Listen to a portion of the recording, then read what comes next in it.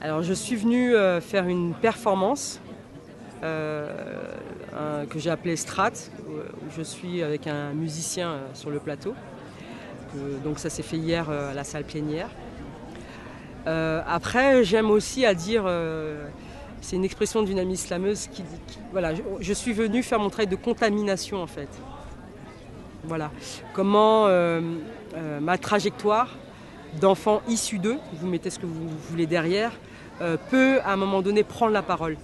Donc effectivement hier c'était le corps.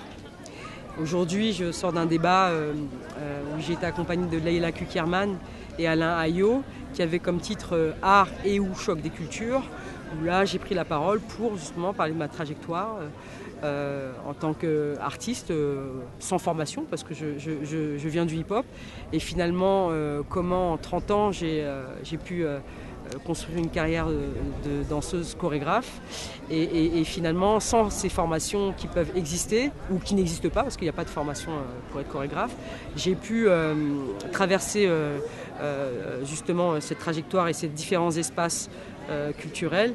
Et qu'est-ce qui a été soulevé comme interrogation, qui est notamment qu'est-ce que c'est que d'être sur le plateau en étant issu d'eux, donc qui pose aussi la problématique de la couleur de peau.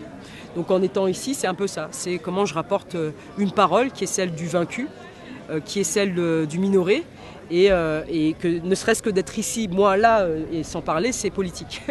Voilà, simplement se dire que les espaces qui se veulent penser ou renouveler se doivent de prendre en compte les personnes justement qui n'ont pas de parole.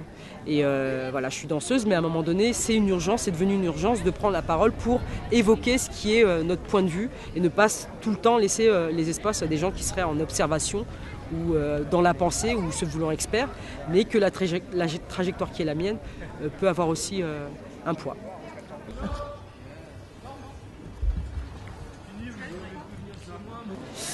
Je veux contaminer les publics, je veux contaminer les politiques, enfin voilà, c'est sans fin. Je veux qu'à un moment donné, les gens que j'ai en face de moi, qu'ils soient dans la rue ou dans l'espace public ou avec qui je vais pouvoir collaborer ou ne serait-ce qu'à un moment donné leur permettre de prendre en compte que je suis dans une invisibilité.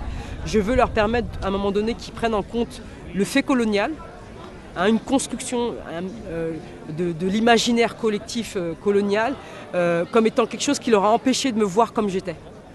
Voilà, donc c'est un peu le travail que j'ai fait moi, c'est à un moment donné, si je me sens aujourd'hui comme une résistante ou une personne qui agit, qui aujourd'hui se donne le pouvoir d'agir, c'est quelque chose que j'ai dû déconstruire parce qu'à un moment donné, il y a eu un poids d'enfermement qui m'a empêché de prendre en compte que je pouvais avoir des choix et que maintenant que je sens que je peux avoir une parole et que je peux la confronter dans différents espaces, que ce soit des espaces alternatifs, politiques ou universitaires ou de recherche, le fait d'être là, c'est une possibilité pour moi de les remettre en question dans leur discours et de prendre en compte que il y a un espace il y a toujours une frontière en fait qui nous sépare. Voilà, pour parler concrètement, ils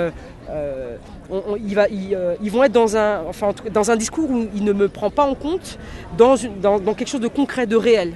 Je reste un objet. Je peux me rendre dans un endroit qui se veut lutte contre les discriminations. Je vais très souvent me retrouver comme étant la seule noire. Ça, c'est une problématique.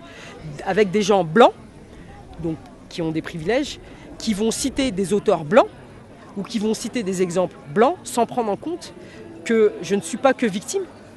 J'ai aussi fait un travail et d'autres auteurs, d'autres personnes ont fait un travail de recherche et c'est des personnes minorées, mais là aussi il y a aussi des déconstructions à faire. Donc voilà, je suis là, c'est ce travail de contamination qui se veut vouloir prendre en compte que les gens qui se veulent déconstruire ou antiracistes sont dans un mécanisme de blanchité où ils ne prennent pas en compte qu'eux-mêmes reproduisent. Voilà.